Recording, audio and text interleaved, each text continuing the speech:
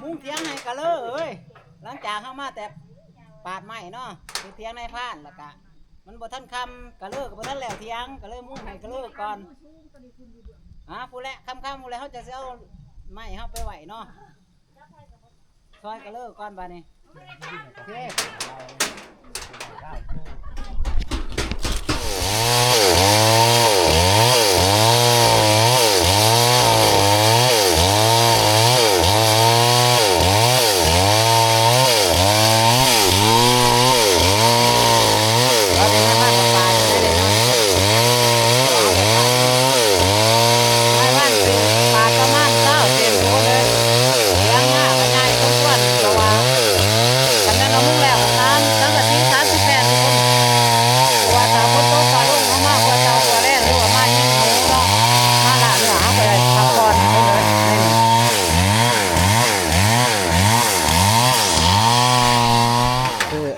ผ่านผู้คนเนาะผ่านผู้สังกะสีขึ้นให้กะเลอเฮาจากไหนเดียวนี่เที่ยวบ้านเจ้าหันเขาเจ็ดแล้วตาว่าพอทักทายสบายดีตอนสวยๆทุกคนวันนี้นายพานกลับมาปาดใหม่เนาะอยู่พวกเล่าเนาะแต่ว่านายพานได้เห็ดเทียงหน้าเนาะแต่ว่าสิแล้วรู้แล้วนายมันได้สิปาดใหม่ได้หรือบ่เนาะเพราะว่าไม้กับไม้ที่ว่ามันล่มไม้นอนค้อนใต้ทุกคนเพราะว่าไม้นอนค้อนใต้สัตว์ทีมสัตว์ที่ได้มันนอนเอาไปเล่นมาเก็บเล่นทุกคนเลยเพราะว่านายพานมาปาดเป็นเครื่องเสียงของนายพานเองเนาะนายพานสิปุ๊บอยู่หัวเล่าทุกคนตอนนี้ก็ให้เชี่ยวเนาะคือว่าเพื่อนซีปาดให้เนาะมีเพื่อนบ้านคนแต่ว่ากับปุ๊กเทียงไกลกันนั่นแหละห่างจากเทียงนายพานไปก็คือ1 กิโลหรือว่าบ่ถึงกับประมาณ800หรือ900 เมตรทุกคนมาลุ้นก็ต่อว่านายพานสิปาดใหม่แล้วหรือบ่เนาะติดตามเบิ่ง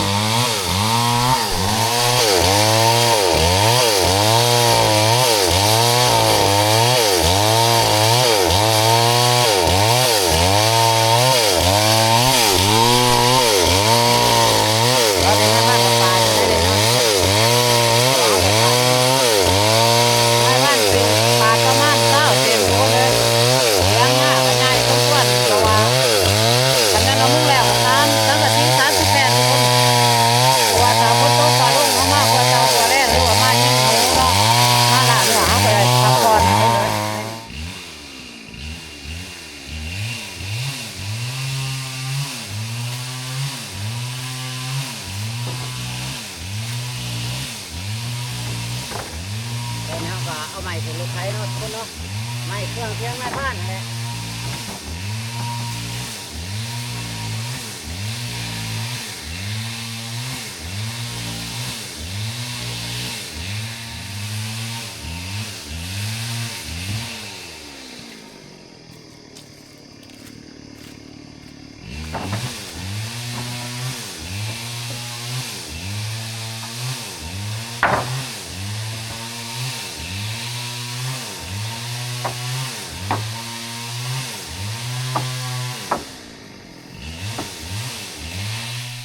ปาดไม้แล้วเป็นทีเรียบร้อยเนาะทุกคนใช้รถก็เป็นเที่ยวสุดท้ายเลยทุกคนนะนี่รถเฮาโอ้เฮาเสียไปปลูกเทียงหน้าของนายพานเองเนาะทุกคนนี่กับมีแห้งที่ว่ากระเลือเพิ่นปาดให้กระเลือเฮาไม่นอนคนตายทุกคนเลยที่ว่าเพิ่นปาดให้นี่มีแต่ว่านายพานเองกะสิได้เอาผู้และเมื่อเที่ยงหน่อยของนายพานผู้และผู้เล่าทุกคนเจ้เฮ้ยแล้วสำเร็จเป็นทีเรียบร้อยแล้วแต่ว่าแล้วเลยเนาะโอ้ให้อยู่ดีแม่งเฮ้ยกระเลือนี่คือภาษาอันสุนทรหรือว่าเล่าเทิงเนาะทุกคนแต่ว่าอยู่ดีมีแห้งไปมีแต่ว่าเฮาเสียเอารถเมื่อแล้วกับไปมุ่งเทียงกระเลือซอยอีกเนาะเพราะว่ากระเลือเฮากะสิมุ่งเทียงอีกทุกคนเลยแต่ว่านายพานกะเสียเอารถเมื่อแล้วก็จอดเทียงกระเลือเนาะแล้วก็สิมุ่งเทียงซอยกระเลือนั่นแหละทุกคนตอนนี้นายพานกับมาหอดเทียงกระเลือเนาะเอาก็สิได้มุ่งเทียงนี่ทุกคนนี่เอาสิได้มุ่งเทียงกระเลือนี่ซอยกระเลือก่อนแล้วก็รถนายพานผู้ที่ว่าพาใหม่มาจอดอยู่ผู้ ตอนนี้ฮะต้องมุ่งเทียงให้กระเลือก่อนทุกคนเขามุ่งเทียงให้กระเลือแล้วเขาก็สิได้ขับรถกระเลือไปผู้แหละเทียงในผ่านผู้แหละทุกคนพุ่นมามุ่งเทียงให้กระเลือเอ้ยหลังจากเข้ามาแต่ปาดไม้เนาะเทียงในผ่านแล้วก็มันบ่ทันคำกระเลือก็บ่ทันแล้วเทียงกระเลือมุ่งให้กระเลือก่อนผู้แหละคำผู้แหละเขาจะเอาไม้เขาไปไหวเนาะซอยกระเลิกก่อนบานี้โอเคจนคำทุกคนจนคำแต่ว่ากระบอกแล้วเนาะเพราะว่าสังกะสีบ่พอแล้วก็เลยสิไปเอาสังกะสีนายพรานเองนี่บ่พอ7 แผ่นทุกคนนี่เถียงกระเลิกบ่พอ7 แผ่นแต่ว่านายพรานสิเอามาให้อีก7 แผ่นในมืออื่นเนาะแล้วก็สิมามุ่งให้เพื่อนมันแล้วเนาะนายพรานสิเอาสังกะสีให้เพื่อน7 แผ่นแล้วก็มามุ่งให้แล้วเนาะแต่ว่านายพรานได้ลบเบิดแล้วผู้ลบให้เรียบร้อยแล้วของกระเลือนี่เที่ยงกระเลือนายพรานก็สิเอารถเมื่อคือเก่าพอแหละทุกคนได้ยังอะไรกินแรงฮะโอ้ยสิแกงหน่อไม้ฮันแกงหน่อไม้บ่โอ้เว้าเป็นตาแซ่บเถอะเว้ยโอ้อันนี้ก็คือแกงหน่อไม้เพิ่นเนาะเพิ่นสิแกงหน่อไม้ฮะส่วนนายพรานก็สิเมื่อก่อนมันค่ำเลยทุกคนเอารถเพิ่นบ่พูดแล้วบัดละจังสิพ่อกันใหม่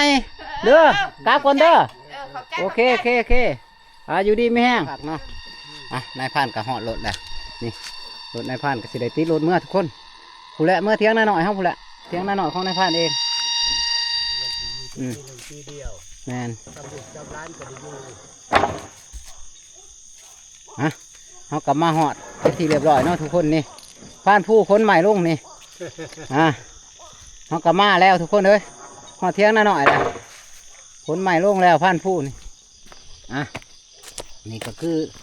ผลงานเนาะของในพันผู้เพิ่นทุกคนเนาะ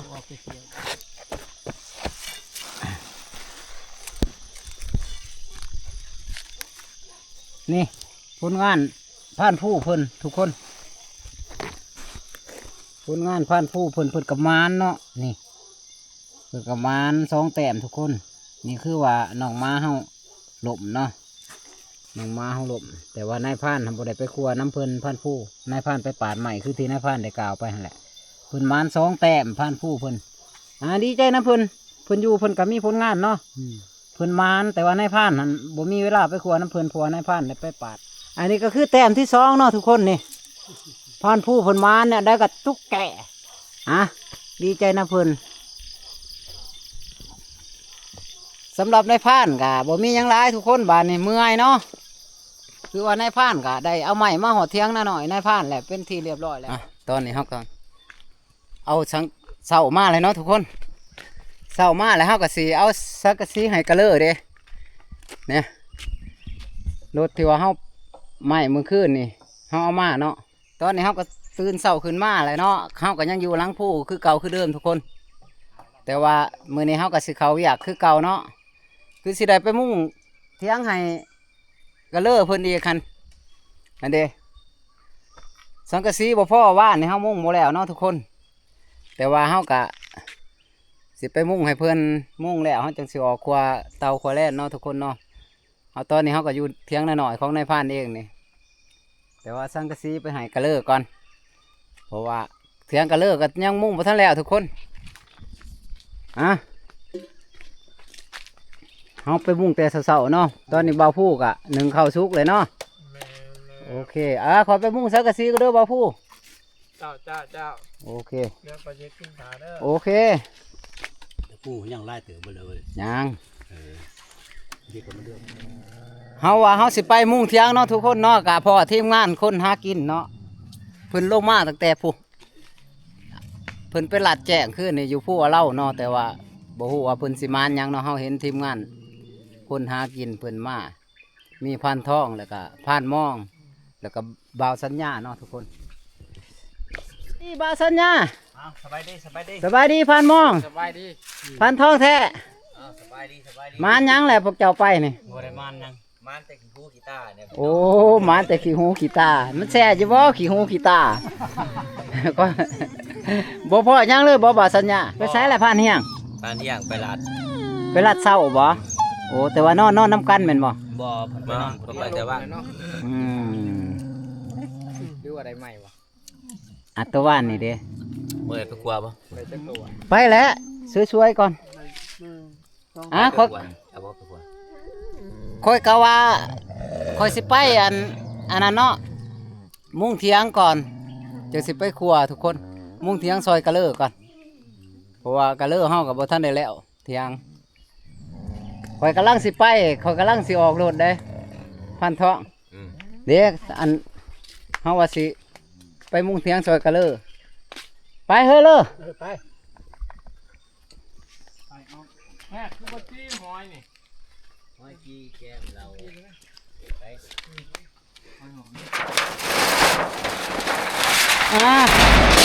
นี่ไปมุ่งเถียงกะเลอก่อน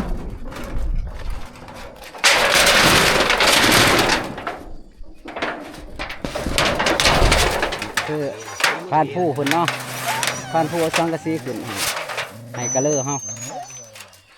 จากไหนเดียวนี่แถวบ้านเจ้าหันเขา เจ็ดแล้วตัวพอตอนนี้เราก็มาหอดเทียงอันกะเลอเนาะมาหอดเทียงกะเลอสังกะสีนี่เอามาให้เพิ่นเพราะว่าเฮาบ่ทันแล้วทุกคนนี่ยังซ้ำนี่เฮามุ่งนี่แล้วเฮาก็พูดแล้วจังสิได้ออกครัวเตาครัวแล่นเนาะ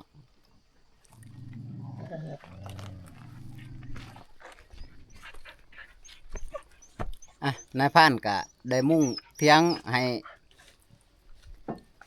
ทีมงานเนาะหรือว่าอยู่ใกล้กันนี่แหละก็แล้วแหละทุกคนนี่เด้แล้วพิธีเรียบร้อยแล้วเนาะเมื่อวานนี่เฮามุ่งบ่แล้วเฮาก็มาสานต่อมนี่แล้วจบเจือทุกคนเลย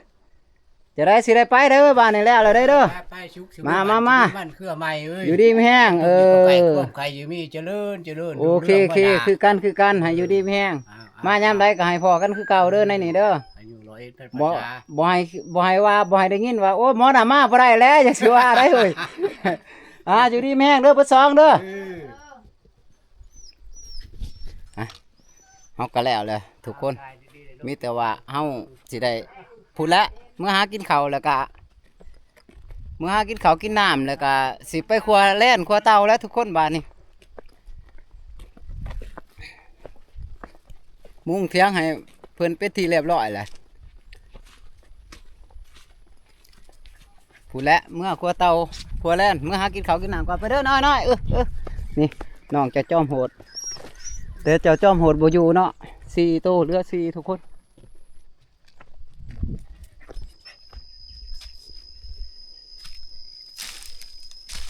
นี่ก็คือใหม่ในพานเนาะเสียเทียงเนาะ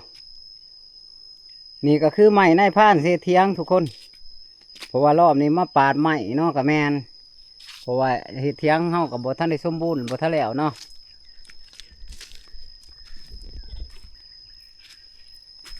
เอาสำหรับคลิปนี้ก็นายพานกับบ่มีหยังหลายเนาะนายพานก็ขอปิดซ้ำนี้เนาะทุกคนแต่ว่าขอขอบคุณขอบใจ FC ทุกคนที่ได้คอยติดตามนายพรานมาตลอดกดแชร์นายพรานเด้อให้นายพรานมีกำลังใจทำคลิปใหม่ๆต่อไปขอขอบคุณขอบใจ FC ทุกคนสุดท้ายขอกล่าวคำว่าสบายดี FC ทุกๆคน